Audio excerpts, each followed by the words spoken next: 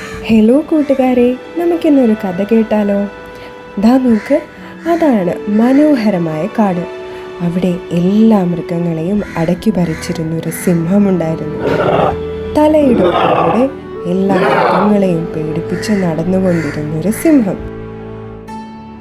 ഒരിക്കൽ ഒരു എലി കാട്ടിലൂടെ ഭക്ഷണം തേടി നടക്കുകയായിരുന്നു. പെട്ടെന്ന് അവൻ സിംഹത്തിന്റെ പുറത്തേക്ക് വീണു.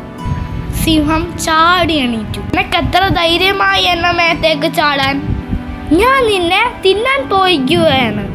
അയ്യോ, എന്നെ വെറുതെ വിടണം. എപ്പോഴെങ്കിലും എനിക്ക് പറ്റണ പോലെ ഞാൻ അങ്ങേ സഹായിക്കാം. ഇത്ര ചെറിയ എലി എന്നെ സഹായിക്കുമെന്നോ? കേട്ടിട്ട് എനിക്ക് ചിരി വരുന്നു. സിംഹം ഇത് കേട്ട് കുറെ ചിരിച്ചു. പക്ഷേ അവസാനം ആ കുഞ്ഞെലിയെ വെറുതെ വിടാൻ തീരുമാനിച്ചു. എലി ഒരുപാട് നന്ദിയോടെ അവിടെ നിന്ന് ഓടിപ്പോയി. ഒരു ദിവസം സിംഹം വേട്ടക്കാരൻ്റെ കെണിയിൽപ്പെട്ടു.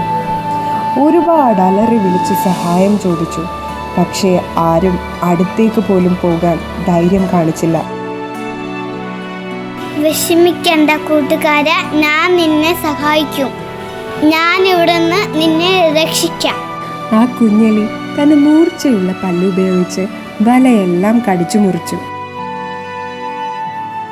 ആ ദിവസം തൊട്ട് സിംഹവും കുഞ്ഞനെലിയും നല്ല സുഹൃത്തുക്കളായിരുന്നു.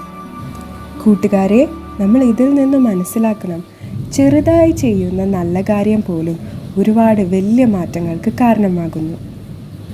അതുകൊണ്ട് ആരെയും ചെറുതായി കാണല്ലേ. നമുക്ക് എല്ലാവരെയും ചേർത്ത് പിടിക്കാം.